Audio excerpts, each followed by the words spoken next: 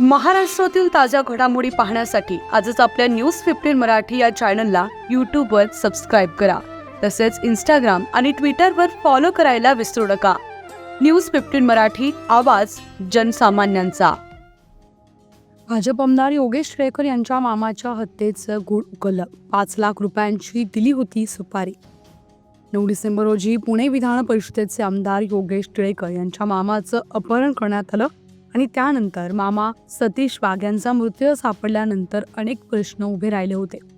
अखेर त्यावर पडदा उघडला असून त्यांची हत्या कोणी केली हे समोर आलंय. 9 डिसेंबर रोजी सकाळच्या सुमारास सतीश वाघ सोलापूर रस्त्यावरील हॉटेल समोर थांबले होते. तेव्हा एका 4 चाकी शेव्हरलेट एन्जॉय या गाडीतून आलेल्या चौघांनी त्यांचं अपहरण केलं होतं. या घटनेचा सीसीटीव्ही व्हिडिओ देखील समोर आलाय. दरम्यान हाती आलेल्या माहितीनुसार विधान परिषदेचे आमदार योगेश टिळेकर यांचे मामा सतीश वाघ यांचा खून वैयक्तिक कारणातून झाला असल्याचं स्पष्ट झालंय. त्यांना मारण्यासाठी 5 लाख रुपयांची सुपारी दिली असल्याची माहिती पुणे पोलिसांनी दिली आहे.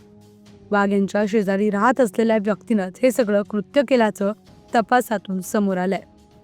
हा खून खाजगी आणि वैयक्तिक कारणातून केल्याची कबुली आरोपींनी पोलिसांना दिली आहे. या प्रकरणी 5 पैकी 3 जणांना पोलिसांनी अटक केली आहे. ज्या व्यक्तीनं सतीश वाघ यांच्या खुनाची सुपारी दिली त्याला देखील पुणे पोलिसांनी अटक केली आहे. या संपूर्ण घटनेबाबत सखोल तपास सुरू आहे. दोषींवर कठोर कारवाई केली जाईल असं आश्वासन पोलीस आयुक्तांनी दिलंय. न्यूज 15 मराठीसाठी ब्युरो रिपोर्ट, पुणे. घटनेमध्ये एकूण 4 आरोपीला अटक करण्यात आलेली आहे. गाडीमध्ये जे मर्डरचे घटनाला इल्जाम दिले तसे 4 आरोपीपैकी 3 आरोपी सध्या पोलिसांचे ताब्यात आहे. यामध्ये तपासामध्ये एका व्यक्ती, शेजारी राहणारे व्यक्ती यांचे वैयक्तिक वादाचे कारणांनी त्यांनी सुपारी दिल्याची बाबी समोर आलेली आहे.